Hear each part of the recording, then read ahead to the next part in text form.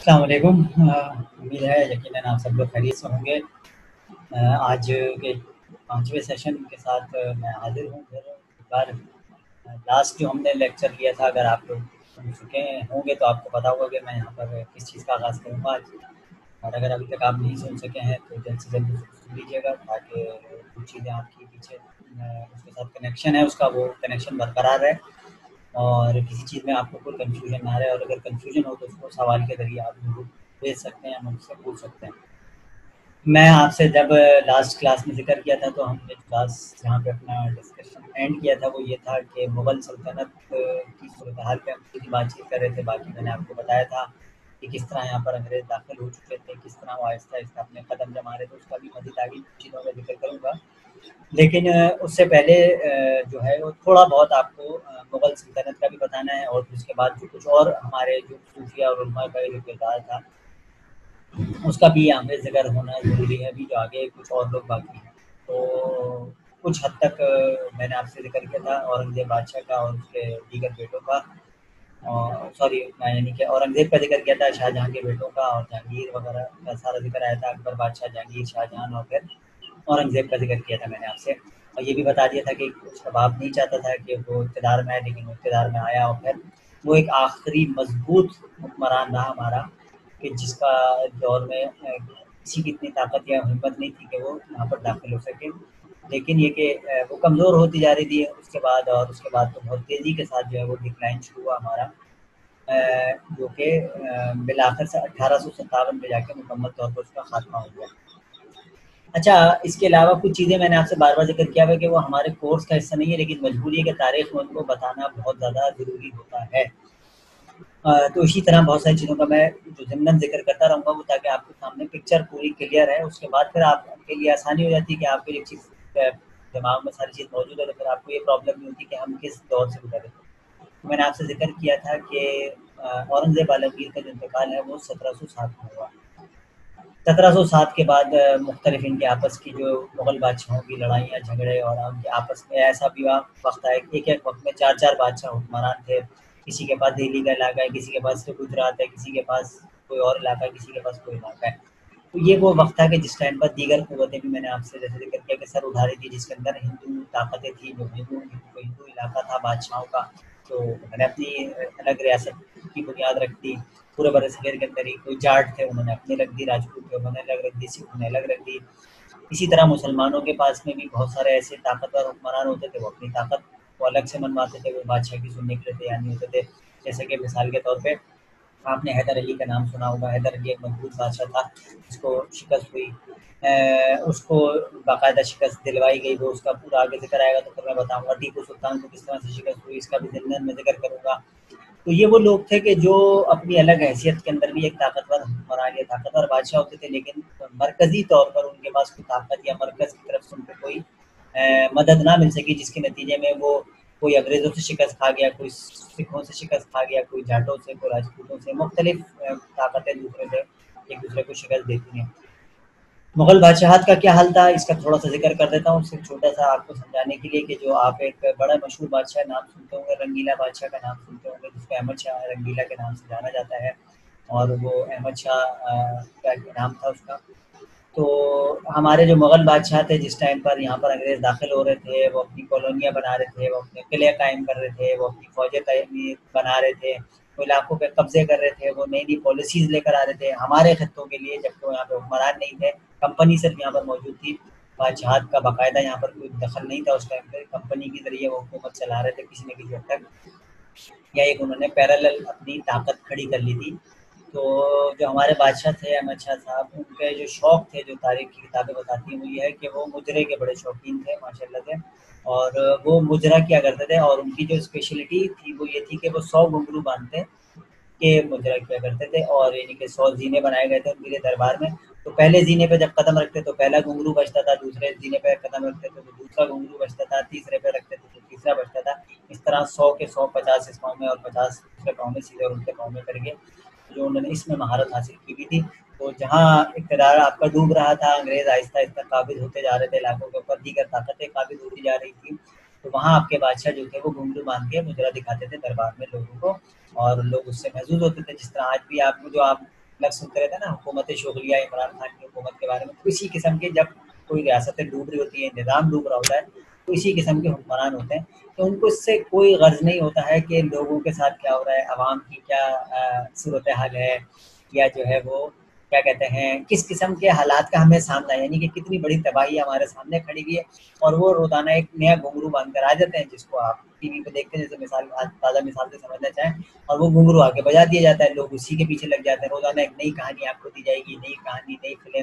तो इसी तरह से वो बादशाह साहब भी होते थे, वो रोज़ाना एक नया घुंघरू बजाते थे और वो लोग घुंघरू देखते थे। तो इस किस्म के आपको हालात का सामना था जिस टाइम पर यहाँ पर अंग्रेज़ का इक़्तिदार मज़बूत हो रहा था। तो ज़ाहिर-सी बात है, आपका मज़हब के साथ एक गहरा कनेक्शन हो तो ऐसा नहीं होता कि मज़हबी क़ुव्वतें ख़ामोशी से वो सारा तमाशा देखती रहें। तो कोई ना कोई, जैसे कि मुजद्दिद अल-सानी अकबर बादशाह के सामने खड़े हुए और उन्होंने उसकी जो गलत चीज़ें थी, उसकी पॉलिसीज़ को ललकारा, और उसके मुकाबले में उन्होंने वहदतुल वजूद का जो नज़रिया था, उसके मुकाबले में वहदतुश शहूद का, वो जो दीन इलाही का कॉन्सेप्ट था, उसके मुकाबले में उन्होंने पूरा एक खालिस दीन का तसव्वुर पेश किया। तो एक और साहब जिनका यहाँ पर ज़िक्र करना बहुत ज़रूरी है, मैं मतलब उसकी स्लाइड आपको दिखाता जाऊँगा। वैसे तो मैंने आपके साथ शेयर की हुई, सिर्फ़ ऐसी इत्तेफ़ाक से वो दिख रही थी, तो मैंने कहा क्योंकि अभी आज ज़ूम पे रिकॉर्डिंग कर रहा हूँ, तो फिर मैंने कहा चलो साथ साथ दिखाता भी जाऊँगा। तो 1703 में एक साहब पैदा हुए जिनको शाह वलीउल्लाह के नाम से आप लोग जानते हैं। नाम सुना होगा यकीनन आप लोगों ने, शाह वलीउल्लाह। तो ये भी एक मुजद्दिद थे, ये भी एक बहुत बड़े आलिम थे, तसव्वुफ़ के साथ भी इनका गहरा कनेक्शन था। और औरंगज़ेब आलमगीर तो ज़ाहिर-सी बात है 1707 में उसका इंतकाल हो गया था, जब ये बिल्कुल ऐसे 4 साल के उम्र में जब इनका इंतकाल हुआ। लेकिन इनका एक अहम रोल था, एक अहम किरदार था बरसग़ीर की तारीख़ के अंदर, और इन्होंने भी जो है ना मुसलमानों की आया की दोबारा से वो जो ताकत कमज़ोर हो रही थी, बादशाहत की कमज़ोर हो रही थी, हुक्मरान कमज़ोर हो रहे थे, उसकी उन्होंने इस्लाह की किसी न किसी हद तक कोशिश की ना। और उनका ख़्याल ये था, उनकी दिली ख़्वाहिश ये थी कि हम किसी तरह इस सारे के सारे सिलसिले को कंट्रोल करने में कामयाब हो जाएँ।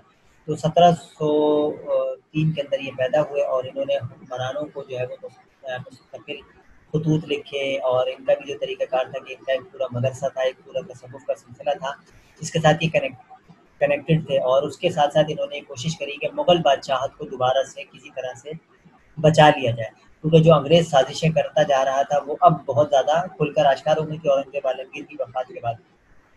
1707 में मैंने जैसे आपसे ज़िक्र किया, तो 1717 के बारे में या 1719 में सन थोड़ा-सा आगे-पीछे बताऊँगा। लेकिन ये कि 4 बादशाह एक वक़्त बैठे हुए थे और आपस में एक-दूसरे के खिलाफ साज़िशें, एक-दूसरे की हुकूमत को गिराने की कोशिश, इस किस्म के मामलात थे। तो ऐसे मौके पर दीगर जो क़ुव्वतें थीं, दीगर जो ताकतें थीं, वो सर उठा रही थी और वो आपकी हुक्मरानी को या आपकी बादशाहत को गिराने की पूरी कोशिश कर रही थी। तो ऐसे में ज़रूरी था कि कोई ना कोई इत्तेहाद की बात की जाए, या आपस में जोड़ने की, आपस में हाथ रखने की बात की जाती। इस किस्म का कोई सिलसिला नहीं था, तो शाह वलीउल्लाह ने फिर वो किरदार अदा किया कि उन्होंने तसव्वुफ़ और जो उलमा और ये जो सारे मसाइल आपके जहाँ दीनी तरफ से भी आ रहे थे, वहाँ सियासी तरफ से भी आ रहे थे, तो उसको उन्हें एक दफ़ा फिर जोड़ने की कोशिश करी। अच्छा, शाह वलीउल्लाह को थोड़ा-सा समझना आपके लिए यूँ ज़रूरी है कि उनका क्या अहम काम था, मतलब जिस चीज़ को अगर हम ज़िक्र करना चाहेंगे, उन्होंने ऐसा कौन-सा काम किया कि जो एक अहम किरदार हो सकता है, जिसको हम यहाँ पर पेश करें तो आपको आसानी से समझना है कि हाँ भाई, ये चीज़ उनकी अहम थी कि जिसके बगैर शाह वलीउल्लाह नहीं बन सकते ना। तो वो बुनियादी तौर पे अच्छा, ये 4 नाम मैंने जो तैयार किए हुए थे वो आपके सामने मैं भेज भी चुका हूँ। आपको पता ही होगा कि शाह वलीउल्लाह है, फिर उसके बाद सैयद अहमद शहीद थे, और मैंने आपसे ज़िक्र किया था कि एक हाजी शरीयतुल्लाह की पूरी मूवमेंट थी, और फिर जो आज चौथी उसके बाद मूवमेंट शुरू हुई अलीगढ़ मूवमेंट सर सैयद अहमद खान की, उसको हम बाद में डिस्कस करेंगे। ये उन तीनों मूवमेंट से मुख्तलिफ थी, इसका एक अलग पूरा इनके अंदर सर सैयद अहमद खान की तहरीक का। अच्छा, यही चीज़ आपको सामने, जैसे कि मैं आपसे ज़िक्र किया कि शाह वलीउल्लाह जो थे वो 1703 में पैदा हुए और 1762 में इनका इंतकाल हुआ। इनकी उम्र ज़्यादा नहीं थी, लेकिन ये कि इनके पास जो पूरा सिलसिला था वो भी उसी तरीके से जो कि मुजद्दिद अल-सानी का एक पूरा सिलसिले से चलते आ रहे थे, उसी सिलसिले के एक आदमी थे। इनके वालिद जो थे अब्दुर्रहीम साहब, उनका एक मदरसा था, उस मदरसे को रन करते थे। ये सूफ़ी भी थे, ये आलिम भी थे साथ ही साथ। और इनके साथ भी ये था कि इनको हम रिफॉर्मर्स के तौर पे पेश करते हैं कि एक मुजद्दिद के तौर पे इन्होंने एक किरदार अदा किया था, और जो दीन में जो ख़राबियाँ पैदा हो रही थी, या जो दीन में नई-नई किस्म की चीज़ें आ रही थी, सियासी और मज़हबी तौर पे, उसको उन्होंने किसी न किसी सूरत के अंदर हल करने की कोशिश की थी। और आप सबको पता है कि मज़हबी इस्तिलाह में हम उसको जो है वो बुनियादी तौर पे बिदअत कहते हैं, या जो चीज़ें नई गुमराहियाँ पैदा हो जाती हैं, उनको जो है ना वो ख़त्म करने की कोशिश की थी। शाह वलीउल्लाह का एक और जो बहुत अहम काम था, जो कि बरसगीर में एक बहुत बड़ा इशू था, वो सेक्टेरियन इशू है। वो आप सब जानते हैं, वो आज भी हमारे सामने मौजूद है।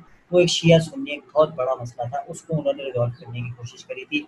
उसके अलावा उनका एक और अहम किरदार ये था कि उन्होंने जो सुन्नी भी फ़िरक़े थे, उनके अंदर भी मुख्तलिफ़ किस्म के मसाइल पाए जाते हैं ना, कि सुन्नी भी आपस के अंदर कोई, जैसे अब तो खैर वो फ़िरक़ों की सूरत में आपके सामने, लेकिन जिस दौर की हम शाह वलीउल्लाह के दौर की बात करें, उस दौर में देवबंदी, बरेलवी, अहले हदीस इस किस्म की कोई कहानियाँ मौजूद नहीं थी। लेकिन उसके बावजूद भी आपस में इख्तिलाफ़ात पाए जाते थे, जो कि चारों जो आपके आइमा अरबा हैं, उनके हवाले से भी, कि कोई इमाम अबू हनीफ़ा को फ़ॉलो करने वाला है, तो कोई इमाम अहमद हम्बल को है, कोई इमाम शाफ़िई का मानने वाला है। इस किस्म की जो बहुत सारी चीज़ें थी, जिसका जो था यहाँ पर एक मसला पाया जाता था। तो ये भी इस चीज़ का हल करने की इन्होंने कोशिश करी कि किसी तरह से वो जो मसाइल हैं, आपस के जो सुन्नी फ़िरक़ों के मसाइल हैं, और फिर जो साथ ही साथ शिया सुन्नी जो मसला है, उसको भी रिज़ॉल्व करने की कोशिश की। अच्छा, उसको रिज़ॉल्व करना क्यों ज़रूरी था, ये भी एक बहुत अहम सवाल है। उसको भी आपको जानना चाहिए कि भाई उसको रिज़ॉल्व करना क्यों चाहते थे शाह वलीउल्लाह। शाह वलीउल्लाह ने जाके, जो शाह वलीउल्लाह का जो पूरा एक सिलसिला था, वो ये था कि ये इनको मौका मिला दीन की तालीम हासिल करने का, सऊदी अरब जाने का। ये वहाँ से जब दीन की तालीम हासिल करके आए, तो यहाँ पर आके उनको जिन चीज़ों का मसाइल का सामना था, उन्होंने उन चीज़ों को फ़ौरी तौर पे फ़ोकस करना शुरू किया। और उसके अंदर जो एक अहम चीज़ थी, वो ये थी कि लोग उलमा कराम की तो पैरवी कर रहे थे, जो शिया हैं वो शिया उलमा की, जो सुन्नी है वो सुन्नी उलमा की, लेकिन कोई कुरान से डायरेक्ट रहनुमाई नहीं ले रहा था, हदीस से डायरेक्ट रहनुमाई नहीं ले रहा था। तो उन्होंने इस चीज़ को महसूस किया कि अगर यहाँ पर लोगों के सामने उनकी अपनी ही ज़बान में कुरान और हदीस की चीज़ें मौजूद होंगी, तो यकीनन वो उससे रहनुमाई हासिल करेंगे। तो शाह वलीउल्लाह ने एक अहम काम ये किया कि उन्होंने वहाँ से आने के बाद कुरान का फ़ारसी में तर्जुमा किया, और फ़ारसी में इससे पहले तर्जुमा मौजूद नहीं था, ज़ाहिर-सी बात है। अरबी का तर्जुमा था, लोग अरबी जानते थे। उसके अलावा जो एक और बहुत बड़ा इशू ये था कि वो मैंने जैसे कि आपसे ज़िक्र किया कि जो इमाम मालिक का मानने वाला है, वो इमाम मालिक को मान रहा है, जो इमाम अबू हनीफ़ा का मानने वाला है, वो सिर्फ़ इमाम अबू हनीफ़ा को फ़ॉलो कर रहा है। और इसके अलावा जो किसी और मज़हब क्या किसी फ़िरके का मानने वाला है, वो किसी और फ़िरके को मान रहा है। तो ये इश्यूज़ इतने बड़े थे कि उसको रिज़ॉल्व करना भी बहुत ज़्यादा ज़रूरी था। फिर साथ ही साथ, जैसे कि मैंने आपसे ज़िक्र किया कि उलमा कराम का दरबार के साथ कनेक्शन था, सूफ़ियत का दरबार के साथ कनेक्शन नहीं होता था। सूफ़ी ज़्यादातर बुज़ुर्ग होते थे, वो अपनी अलग हैसियत बरकरार रखते थे, और वो दरबारों के साथ कनेक्ट होना पसंद नहीं करते थे। यही वजह थी कि शाह वलीउल्लाह की ख्वाहिश ये थी कि किसी भी तरीके से ये जो तसव्वुफ़ और उलमा, इनको भी किसी एक पेज पर ले आया जाए, और इनके दरमियान भी कोई हम-आहंगी पैदा की जाए। तो ये भी एक शाह वलीउल्लाह का अहम काम था कि उन्होंने ये भी काम किया कि तसव्वुफ़ और जो क्या कहते हैं आपके उलमा थे, उनको भी आपस में एक करने की एक कोशिश करी। और साथ ही साथ उनकी एक उन्होंने एक और जो अहम किरदार अदा किया, वो ये भी किया उन्होंने उसके अंदर साथ ही साथ, कि उनकी ख्वाहिश ये थी, या उनका जो मिशन था, वो ये था कि मैं किसी भी तरह से ये काम करूँ कि जो आपके सूफिया के साथ जो उलमा कराम के साथ जो मसाइल आ गए थे, उसके साथ-साथ उन्होंने रिज़ॉल्व करने के साथ-साथ उन्होंने ये भी किया कि एक मसला जो था, जो कि गुज़र चुका था इससे पहले मुजद्दिद अल-अफ़सानी के दौर में, वहदतुल वुजूद का। तो और फिर उन्होंने उसके मुकाबले में वहदतुल शहूद का नज़रिया पेश किया। तो इन्होंने ये काम ये भी किया कि इन्होंने वहदतुल वुजूद और वहदतुल शहूद, इन दोनों नज़रियात को मिलाकर एक चीज़ पैदा कर दी नई। उन्होंने कहा कि नहीं, ये जो दोनों चीज़ों का एक आपस में खिचड़ी सी पक सकती है, जिसके अंदर आप वहदतुल वुजूद के साथ भी रह सकते हैं, और वहदतुल शहूद के साथ भी रह सकते हैं। यानी कि आप दोनों चीज़ों का एक मिक्सचर जो है, उसके साथ-साथ भी आप चल सकते हैं। तो ये भी उनकी एक कोशिश थी, जिसके अंदर वो किसी न किसी हद तक कामयाब रहे। अच्छा, इसकी जो वजह थी बुनियादी तौर पे उनके साथ जो इशू था, वो ये था कि वहदतुल वुजूद और वहदतुल शहूद का, ये मैं आपके बाद में इसको शेयर करता हूँ। मैं पहले आपको कि उसके साथ-साथ जो उनकी जो कोशिश थी, वो ये थी कि वहदतुल वुजूद और वहदतुल शहूद वाली जो सारी चीज़ थी, कि उसको वो बयान करना चाहते थे, ताकि उसका जो मसला था, उसकी जो ख्वाहिश थी उनकी, वो ये थी कि किसी तरह ये जो लड़ाई है आपस की इनकी, किसी तरह इसको मैं रिज़ॉल्व कर लूँ। जो उनका जो मेन ख्वाहिश थी, या जो मेन पर्पज़ था, वो यही था कि ये जो इनके दरमियान आपस में मसाइल हैं, अगर हम इसको रिज़ॉल्व करने में किसी हद तक कामयाब होते हैं, तो ये जो चीज़ होगी, एक सेकंड मैं इसको ज़रा पहले, तो इसको अगर मैं रिज़ॉल्व करने में कामयाब हो गया, वहदतुल वुजूद और वहदतुल शहूद को, तो यकीनन मैं बआसानी बहुत सारी और भी काम करने में कामयाब हो जाऊँगा। तो उन्होंने इस काम की भी कोशिश करी कि वहदतुल वुजूद और वहदतुल शहूद के नज़रियात को आपस में ख़त्म करके एक करने की भी कोशिश करी। तो ये शाह वलीउल्लाह के चंद कामों में से एक अहम काम था। जैसे मैंने आपसे ज़िक्र किया कि शिया सुन्नी का एक बहुत बड़ा मसला था, ये मैंने आपसे मुस्तकिल जिक्र करता है, पीछे भी आएंगे, जैसे कि इनकी मुख्तलिफ बीवियाँ होती थी बादशाहों की, कोई शिया है, कोई सुन्नी है, कोई हिंदू है, कोई सिख है, शादियाँ इतनी ज़्यादा हुई हुई हैं। और उसके अलावा हरम में और बहुत सारी शादियों के अलावा जो औरतें रखी हुई हैं उन्होंने, इस किस्म के जो मसाइल थे वो तबाही और बर्बादी का बाइस बनते थे मुग़ल सल्तनत के। तो शाह वलीउल्लाह की ख्वाहिश ये थी कि इस किस्म के मामलात को मैं किसी न किसी तरह हैंडल करूँ और इनको एक पेज पर ले आऊँ। तो शाह वलीउल्लाह ने इसलिए तो कुरान का तर्जुमा किया और फिर उन्होंने एक और नया तसव्वुर दिया जिसको आप आसान फ़िक़्ह का तसव्वुर कहते हैं। जैसे कि मिसाल के तौर पे कि आप अगर इमाम अबू हनीफ़ा के मानने वाले हैं तो आप इमाम मालिक की चीज़ों को नहीं मानते थे, इमाम मालिक के मानने वाले तो इमाम शाफ़िई को नहीं मानते थे, इमाम शाफ़िई के मानने वाले तो इमाम अहमद बिन हम्बल को नहीं मानते थे। तो उन्होंने कहा नहीं भाई ऐसी क्या नहीं है, अगर आप किसी से कोई चीज़ ले लेते हैं, किसी से कोई चीज़ ले लेते हैं तो इसकी इस्लाम के अंदर गुंजाइश मौजूद है। इसकी एक मिसाल मैं आपको छोटी सी देता हूँ, बहुत ज़्यादा आपको सुनने में मिलती भी होगी, शायद ये नहीं भी सुनने अल्लाह ना करे मिले, लेकिन ये कि वो इत्तेफाक से ख़ानदानों में या आपको कहीं सुनने में आ जाती होगी कभी ना कभी, जो तलाक का बहुत बड़ा मसला होता है।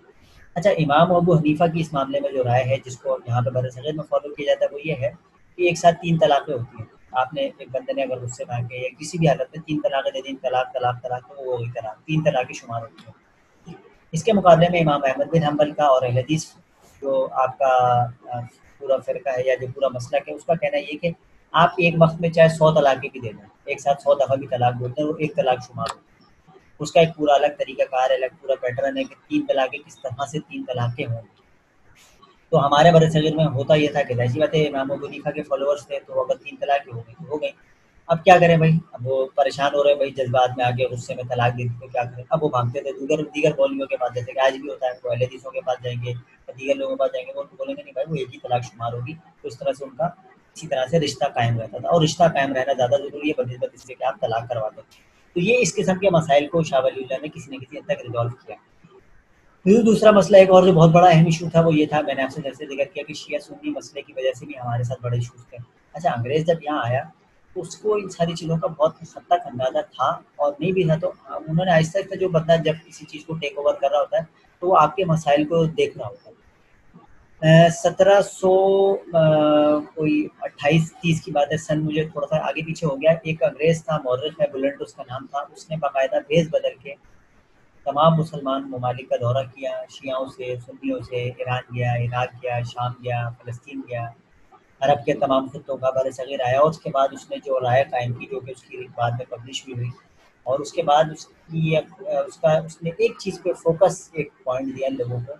उसने कहा कि अगर हमने इन लोगों को शिकस्त देनी है, मुसलमानों को तबाह करना है, बर्बाद करना है, इनके इलाकों पे कब्ज़ा करना है, तो आप जिस चीज़ के ज़रिए हमें खुद डिवाइड कर सकते हैं बआसानी, वो शिया सुन्नी मसला है। अगर हमने इस मसले को बढ़ा लिया तो हम बआसानी इनको तबाह कर देंगे। मतलब हमारे लिए कोई मसला नहीं बचता कि अगर हमने इनके इस मसले को जितना बढ़ा दिया, क्योंकि होता ये था कि हम बेशक आपस में एक-दूसरे को गर्दनें काटने के लिए तैयार रहते हों, लेकिन ये कि जैसे ही कभी कोई बाहर से इन्वेडर आता था, कोई दूसरा दुश्मन आता था, तो हम शिया सुन्नी भूल जाते थे और आपस में मिल के एक-दूसरे का सत्यानाश नहीं करते थे, बल्कि दूसरा दुश्मन का सत्यानाश कर लेते थे। जिसकी मिसाल मैंने आपको हुमायूँ के टाइम पे दी। हुमायूँ सुन्नी था, लेकिन जब वो ईरान गया तो उसको पनाह भी दी गई, उसको अपनी उन्होंने वहाँ से बेटी भी दी, शादी भी हुई। इस किस्म के मामलात नॉर्मल सी बात थी। जहांगीर की बहुत सारी बीवियाँ शिया थी और इसके अलावा क्या कहते हैं, शाहजहां की बीवी शिया थी। इस किस्म के जो मामलात थे वो हमारे यहाँ नॉर्मल सी चीज़ थी कि सुन्नी आदमी है, उसकी शिया बीवी है, या शिया हुक्मरान है तो उसकी बीवी सुन्नी है। इस किस्म के मामलात हमारे यहाँ पहले नॉर्मल सी चीज़ थी,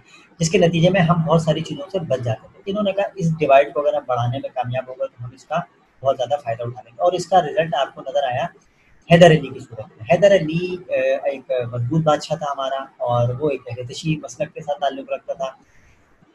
जब ये अंग्रेज़ तबाही और बर्बादी का सिलसिला बढ़ता जा रहा था, तो अंग्रेज़ों ने एक और चालाकी के साथ काम किया। जहाँ मैंने आपसे ज़िक्र किया कि उन्होंने अपनी फ़ौजें कायम करना, बादशाह से इजाज़त ले ली, तिजारत के अंदर उनको इजाज़त मिल गई, तो उन्होंने आहिस्ता-आहिस्ता और भी बहुत सारे बादशाहों को फैसिलिटीज़ फराहम करनी शुरू कर दी।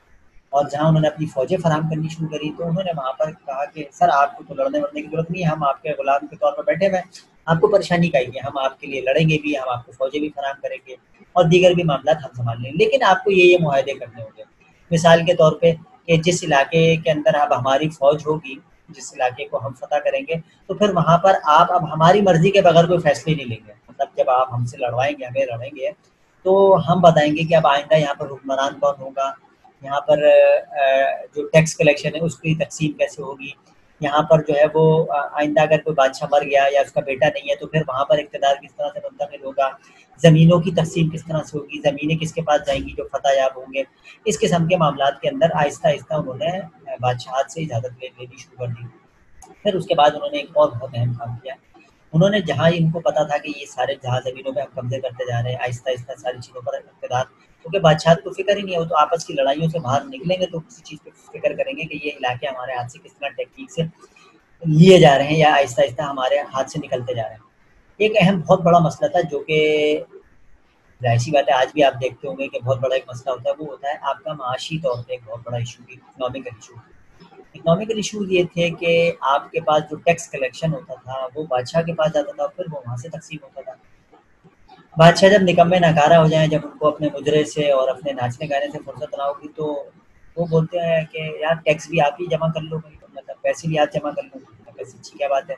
उन्होंने जाके बादशाह से इजाज़त ली, उन्होंने कहा कि अगर आप हमें टैक्स कलेक्शन का भी इख्तियार देते हैं, तो मतलब आपकी मेहरबानी होगी और जितने हम टैक्स कलेक्शन करेंगे, उतना उसमें हम इतना ज़्यादा जो है ना उसमें से आपको यानी कि 25 लाख और कहीं पे 75 लाख, कहीं पे मुख्तलिफ वो आती हैं फैक्ट्स एंड फिगर्स मिलते हैं कि इतने ज़्यादा 75 लाख रुपए सालाना के ऊपर बादशाह के साथ उन्होंने डील की कि हम आपको आप इतने पैसे लेते हैं टैक्स के तौर पे और लोग पैसे नहीं देते आपको, भाग जाते हैं। कोई हमला कर देगा, कोई कुछ करेगा, कोई कुछ करेगा, तो अब उनसे निपटेंगे हम और हम आपको 75 लाख रुपए सालाना दे दिया करेंगे। ज़ाहिर-सी बात है अगर वो फ़र्ज़ कर लो उस टाइम पे 30 लाख रुपए उनको मिलता होगा और बाकी कोई जाटों ने हमला कर दिया, राजपूतों ने हमला कर दिया, हिंदुओं ने हमला कर दिया, सिखों ने हमला कर दिया, मुसलमानों की आपस की बगावतें, किसी ने बादशाह के लिए मसला पैदा किया हुआ दिल्ली को, ज़ाहिर-सी बात है खाना तो पीना चाहिए ना, मतलब बनी गाला को चलाना है, कुछ न कुछ तो करना है ना, मतलब जो भी इक़्तिदार में बैठा है, चाहे वो बनी गाला हो, चाहे वो लाड़काना हो, चाहे वो नवाज़ शरीफ का सराय महल हो, जो भी हो, सारी चीज़ें की सारी जो भी है, आप उस बहस में समझने के लिए मैं मिसाल दे रहा हूँ, समझा रहा हूँ। तो उसके लिए पैसे तो चाहिए। उन्होंने कहा हाँ ठीक है, इससे तो अच्छी तो कोई बात ही नहीं है, आप हमें 75 लाख रुपए दो, आप बाकी टैक्स आप लो। अब कोई हमला करेगा तो तुम्हारा मसला है, तुम भुगताओगे, हमारा मसला नहीं है। उन्होंने कहा ऐसी बात नहीं, अंग्रेज़ों ने वो भी कब्ज़ा कर लिया। एक इलाका बंगाल का जो इलाका था, ये आपका बड़ा तारीखी हवाला है, इसके तारीखी किरदार है, इसके अंदर जो बड़ी एक रेज़िस्टेंस पाई जाती है, यहाँ के लोग बड़े जंगजू, ताकतवर और बड़े ही जिसे कहते हैं ना रेज़िस्टेंस देने वाले लोग रहे पूरी तारीख में, कि जो इस पूरी रियासत को जो मगध की रियासत आपको उसको कहते थे पहले, और अभी आपने जो इंडिया की कुछ अर्से पहले फ़िल्में बनी थी, बाहुबली वगैरह, ये पूरा वो मगध की रियासतें थी। इन रियासतों में हमेशा से बगावती अंसर पाया जाता है। ये लोग ना बहुत जल्दी किसी की हुक्मरानी को कबूल नहीं करते थे और इत्तेफ़ाक की बात ये थी कि यहाँ पर जो हुक्मरान था वो हैदर अली की सूरत में मौजूद था। अब हैदर अली जो था वो अहले तशी था और उसने इनकार कर दिया। उसने कहा कि मैं बादशाह को टैक्स तो देता ही नहीं था, वो ज़ाहिर-सी बात है क्योंकि एक तो बादशाह जिस किस्म के बैठे हुए थे हमारे, तो जिस किस्म के रंगीले टाइप के बादशाह थे, उनको वो टैक्स क्या देता। तो उसने कहा कि भाई मेरा अपना इक़्तिदार है, मेरी अलग रियासत है, मैं अपनी रियासत के बारे में अलग फ़ैसले करूँगा।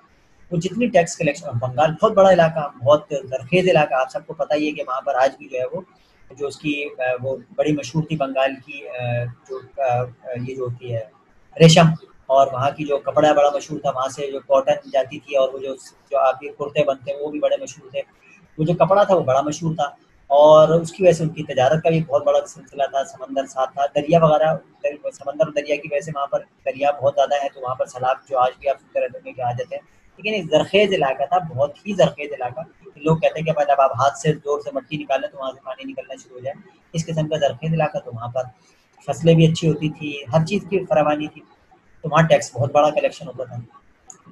अब वो जो मैं आपसे मिसाल दे रहा था कि आपको शिया-सुन्नी मसले को रिज़ॉल्व करने की जो कोशिश थी उनकी शाह वलीउल्लाह की, वो क्या थी?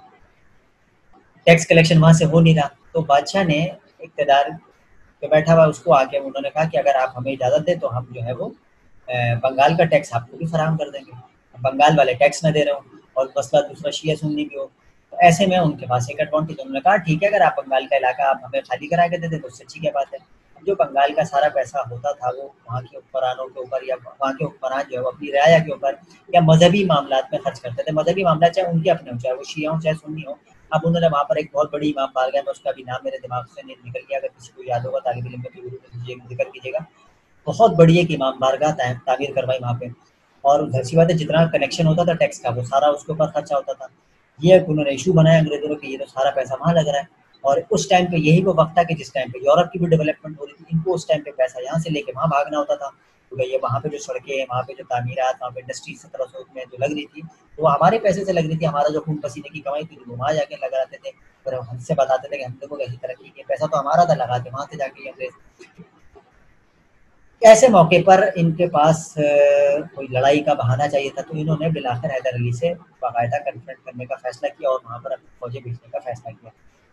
और वहाँ पर इन्होंने अपनी फौजें और जो तरीक़ाकार होता है जंग का, उस तरीक़ेकार के ऊपर इन्होंने अच्छा, लेकिन वही प्रॉब्लम जो हमारी तारीख़ का एक बहुत बड़ा मसला है, वो ये है कि हमें हमेशा गद्दार अपने ही अंदर से तलाश करने पड़ते हैं। हमारे अंदर कोई ना कोई गद्दार पैदा हो जाते हैं, जो कि इक़्तिदार की हविस में या पैसों की भूख में आके अपने ही बंदे के साथ धोखा देते हैं। आपने 2 नाम हमेशा तारीख़ में सुने होंगे, मीर जाफ़र और मीर सादिक। ये 2 बंदे थे जिन्होंने 2 हमारे अहम बंदों को धोखा दिया। उसमें से एक बंदा जो कि हमारा हैदर अली साहब थे, जिनको शिकस्त हुई, और इस जो पूरी जो लड़ाई हुई थी, जिसके अंदर जो आप पूरी लड़ाई का सुनते रहते हैं कि मैसूर की लड़ाई हुई थी, जिसके अंदर वो जो इस पूरी लड़ाई को जिसके अंदर उनको शिकस्त हुई थी, उसके अंदर जो जो मेन जो बंदे थे जिन्होंने धोखा दिया था, उसके अंदर जो जिन लोगों का नाम आता है, उसके अंदर मीर जाफ़र का नाम आता है।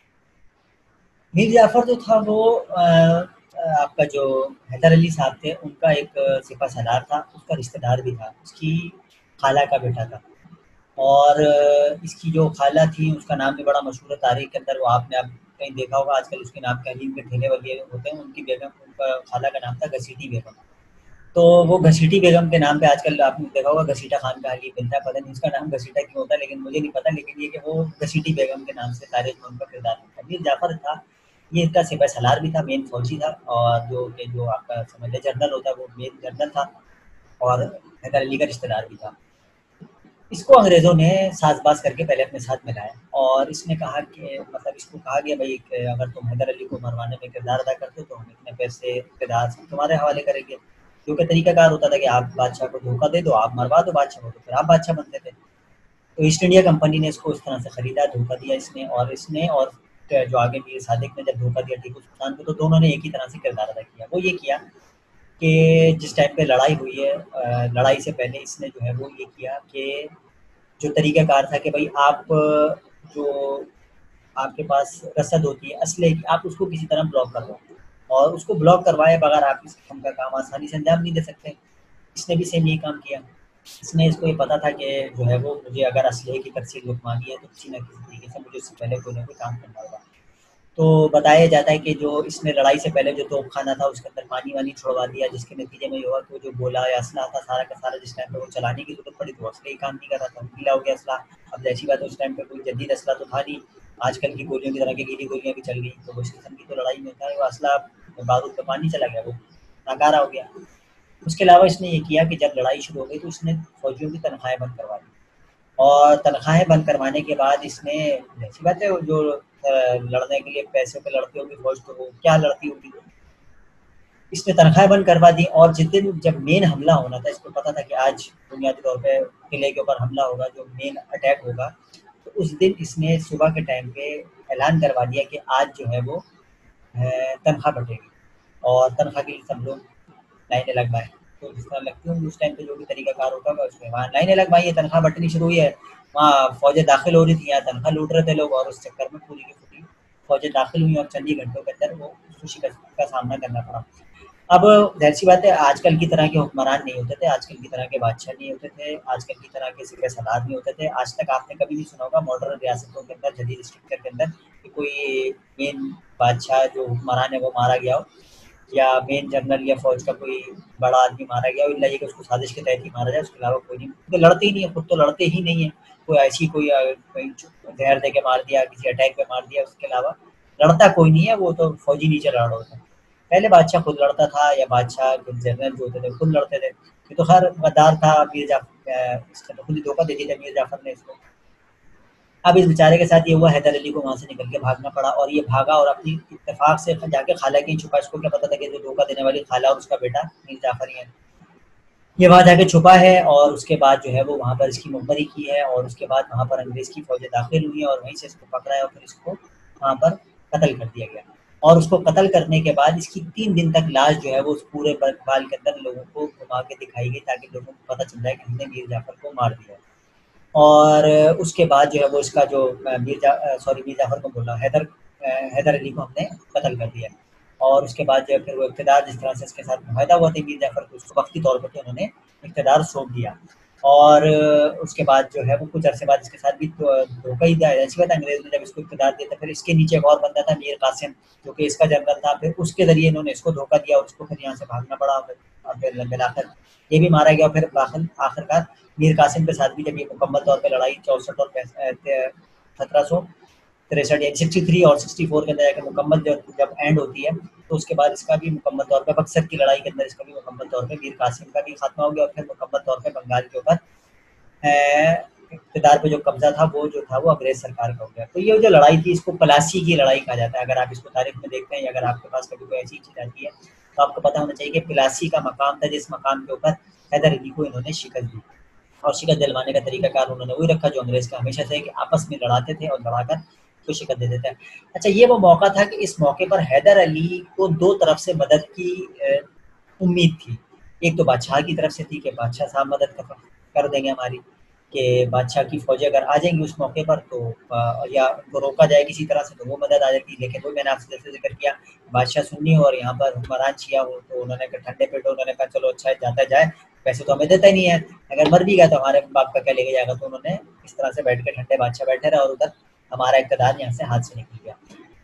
दूसरा मसला जो हुआ वो ये कि जो टैक्स कलेक्शन का मामला था उसके अंदर इन्होंने इसको उम्मीद दिलाई थी बादशाह को कि भाई हम यहाँ से जब टैक्स पकड़ेंगे तो आपको भी फराहम करेंगे। पिछले भी वो मुतमईन थे कि भाई चलो टैक्स मिल जाएगा। तो इस तरह से जो है वो 1757 1757 में प्लासी के मकाम पे जो वो मिलाकर हैदर अली साहब को शिकस्त होती है और बंगाल का इलाका भी आहिस्ता-आहिस्ता मुसलमानों के हाथ से निकलना शुरू हो जाता है। कुछ इलाके तो पहले ही हमारे हाथ से जाते जा रहे थे आहिस्ता-आहिस्ता, और जिन-जिन इलाकों में बगावतें फूटती थी, चाहे राजपूत करें, जट जाट करें, जो भी करता रहे, तो सारी कौमियतें आपके दिमाग में होनी चाहिए। वो सब के सब को अगर कोई भगाता था या उनसे इलाके खाली कराता था, तो वो अंग्रेज़ सरकार कराती थी। हमारे बादशाह दिल्ली में बैठ के कोई मुजरे करता रहता था, कोई मुर्गे लड़ाता था। वो आखिर में मैं आपको बताऊँगा जब आखिरी लड़ाइयाँ हो रही थी तो हमारे बादशाह और उनकी औलादें क्या कर रहे थे। तो इस किस्म की सूरत हाल का आपको सामना हुआ, जिसके नतीजे में आपका ये इलाके भी हाथ से निकलना शुरू हुआ और यूँ प्लासी के मकाम पर हमारी शिकस्त हुई। अच्छा, इस मौके पर मैंने आपसे ज़िक्र किया कि उसको 2 जगह से उम्मीद थी। अच्छा, उस टाइम पर ऐसा नहीं था सिर्फ़ ईस्ट इंडिया कंपनी मौजूद थी। उस टाइम पे और भी बहुत सारी कंपनियाँ यहाँ पर मौजूद थी, जिसके अंदर फ्रेंच कंपनी भी मौजूद थी। इसके अलावा डच कंपनियाँ भी मौजूद थी। इसके अलावा और जो पुर्तगाली, जैसे कि मैंने आपसे ज़िक्र किया कि सबसे पहले तो पुर्तगाली पहुँचे थे, वो भी मौजूद थी। तो इसने फ्रांसीसियों से भी मदद माँगी और फ्रांसीसियों ने किसी हद तक इसकी मदद भी करने की कोशिश की थी।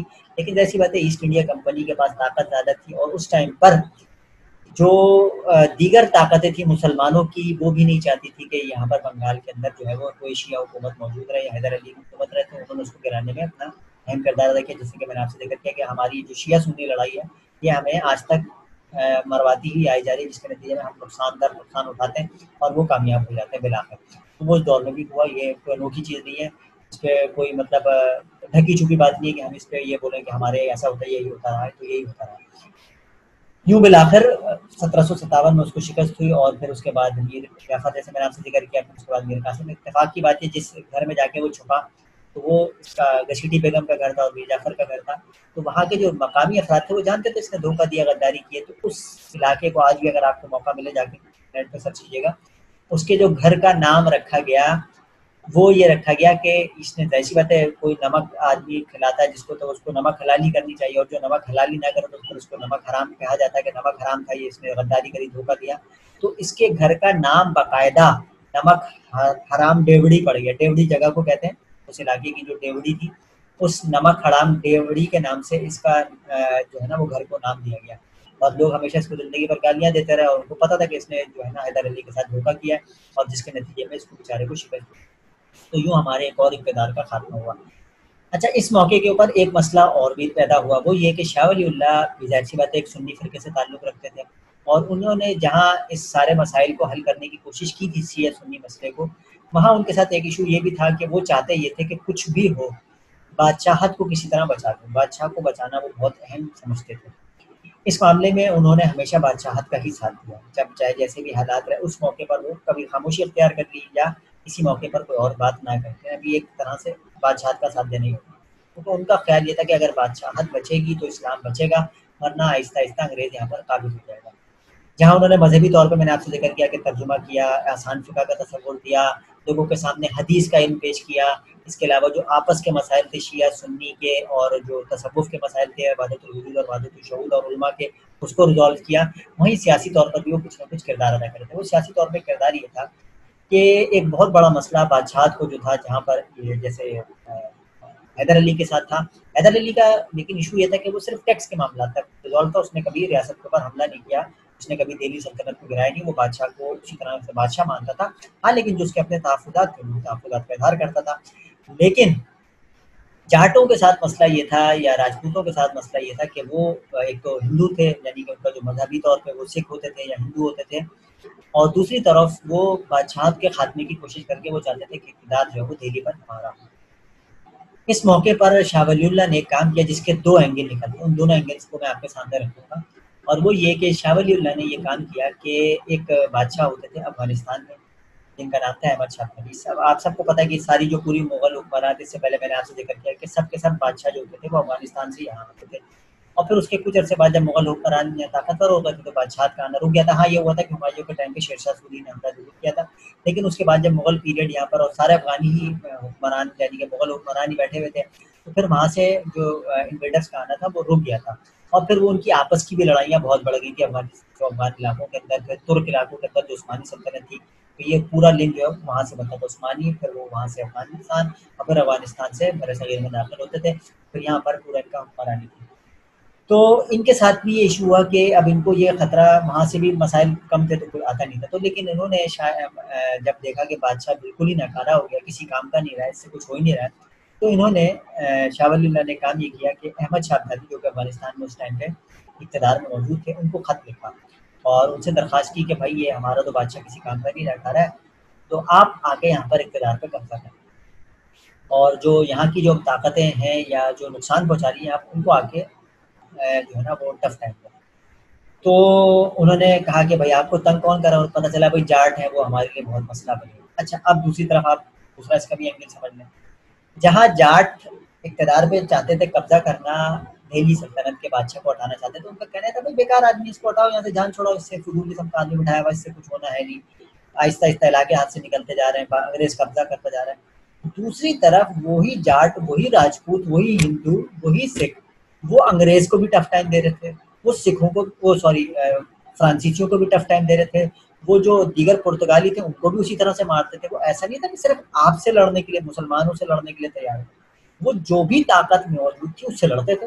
और उनकी फितरत में जंगजुआनापन था, वो बोलते थे हमें आपका इक़्तिदार नहीं चाहिए, हमारी इलाका है, हम अपने टैक्स, हम आपको क्यों टैक्स देंगे, हम अपने इलाके पे आपको क्यों काबिज़ होने देंगे, तो वो उनको भी पकड़ के मारते थे। ये मौके के ऊपर जब शाह वलीउल्लाह ने खत लिखा और उन्होंने कहा कि भाई ये जो बार-बार हम पर जाट हमला कर रहे हैं, ये राजपूत हमला कर रहे हैं, तो आप इसका कोई हल करें। तो अहमद शाह अब्दाली ने कहा ठीक है भाई, मैं आ जाता हूँ।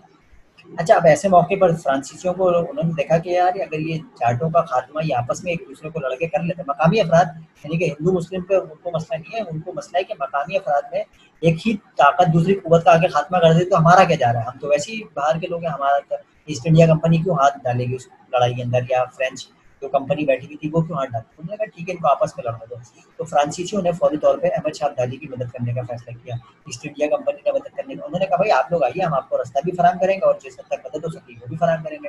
सेकंड, बादशाह की तरफ से तो वैसे ही मदद फराहम होनी थी जाटों के खिलाफ, तो उन्होंने उनको मदद फराहम करी। अब उसके बाद जो है वो जब क्या कहते हैं, यहाँ से जो आखिरी जिस लड़ाई को जिसको कहा जाता है बहुत अहम लड़ाई थी, जो कि एक इलाका आप सुनते रहे होंगे मुख्तलिफ जगहों के ऊपर, वो पानीपत की लड़ाई थी, जिसके अंदर मिलाकर जो है ना वो जाटों को और राजपूतों को और इन सारी जो ताकतें थी जो कि बहुत टफ टाइम दे रहे थे बादशाह थे, उसको उन्होंने, ये बात है 1762 की, यानी कि 1757 में हैदर अली की शिकस्त हुई, बंगाल का इलाका आपके हाथ से निकल गया। अब ये एक आखिरी वाहिद कुव्वत बची थी जो किसी हद तक ताकतवर थी, जो कि मुसलमान तो नहीं थे लेकिन मकामी लोग थे, लेकिन हमारे पास मकामियत से ज़्यादा उस टाइम पर हमें ये फ़िक्र थी कि किसी तरह बादशाहत और हमारी मुसलमान ताकत मौजूद हो।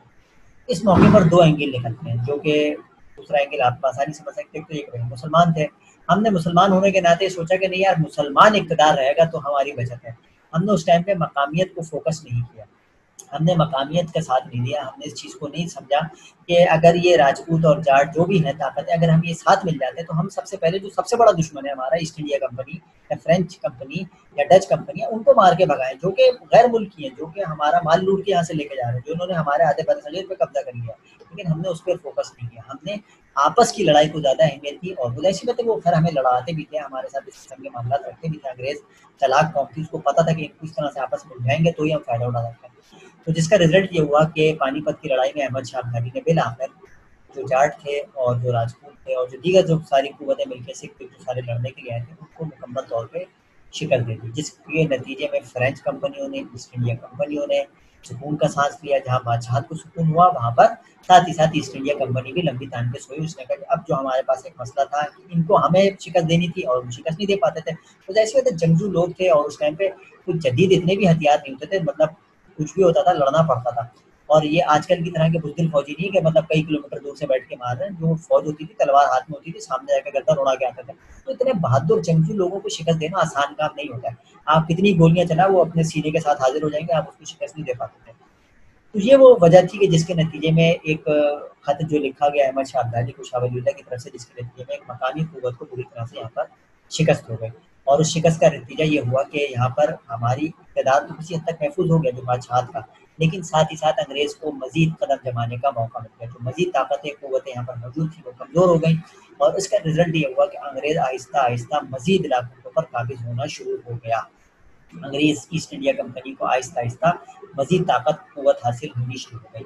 और फिर उसके बाद जिस तरह से मैंने आपसे जिक्र किया था कि बक्सर की एक लड़ाई हुई थी जो कि इसके 2 साल बाद हुई, क्या कहते हैं, 1764 में 64 के अंदर जाके वो लड़ाई हुई है। और जिसके अंदर मुकम्मल तौर पे जो मीर कासिम के बाद मीर कासिम को मीर जाफर के बाद मीर कासिम आ गए थे, उसको भी उन्होंने मार के भगाया। और फिर पूरा बंगाल का इलाका भी जो है वो चंद इलाके छोड़ के, जिसके अंदर मैसूर वगैरह का इलाका था, जिस पर टीपू सुल्तान की हुक्मरानी थी, फिर उसको आगे थोड़े अरसे बाद शिकस्त होगी, वो भी मैं आगे जिक्र करूँगा अगली सेशन में। तो फिर यूँ मिलाकर इस पूरे इलाकों के ऊपर आहिस्ता आहिस्ता अंग्रेज़ का कब्जा हो गया।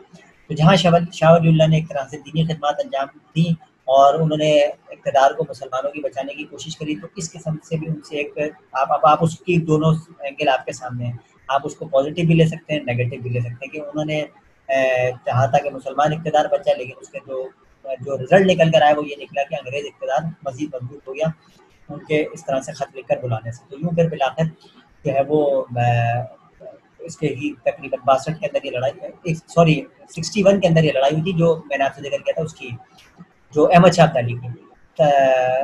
तो 1761 के अंदर जो है वो उसने आके अहमद शाह अब्दाली ने उसको शिकस्त दी और 62 के अंदर जो है वो मिलाकर एक ही साल बाद जो है वो शाह वलीउल्लाह का इंतकाल हो गया। तो शाह वलीउल्लाह को अगर आपका सवाल आता है या जो भी टॉपिक है, तो उसके अंदर आपको उनकी दीनी खिदमत पर ज़्यादा फोकस किया जाता है या माशी तौर पर तो उन्होंने क्या कोशिश नौयत अंजाम की, तो उसमें ज़्यादा से ज़्यादा जो चीज़ होती है वो उनकी दीनी काम होते हैं कि जो उन्होंने तर्जुमा कुरान किया फ़ारसी में, हदीस का इल्म फराहम किया, फ़िक़्ह को आसान किया, शिया सुन्नी मसले को रिज़ॉल्व किया और साथ ही साथ उन्होंने जो तसव्वुफ़ के मसाइल थे उसको रिज़ॉल्व करने की कोशिश की। लेकिन जहाँ सियासी मामला थे, वो सियासी मामला इसके बाद मज़ीद गंभीर होते गए और अंग्रेज़ इक़्तिदार मज़ीद मजबूत से मजबूत तर होता चला गया, जिसको आप ईस्ट इंडिया कंपनी कहते हैं। तो यहाँ तक हम रोकते हैं, फिर इसके बाद जो नेक्स्ट सेशन होगा उसके अंदर फिर मैं इससे आगे कंटिन्यू करूँगा। कोई भी सवाल हो ज़रूर पूछिएगा, आप लोग उम्मीद से सुन रहे होंगे, अगर नहीं सुन रहे तो जल्द से जल्द सारी चीज़ें सुनिए, फिर आप मुझसे जो भी क्वेश्चन हैं। बहुत शुक्रिया, अस्सलाम वालेकुम।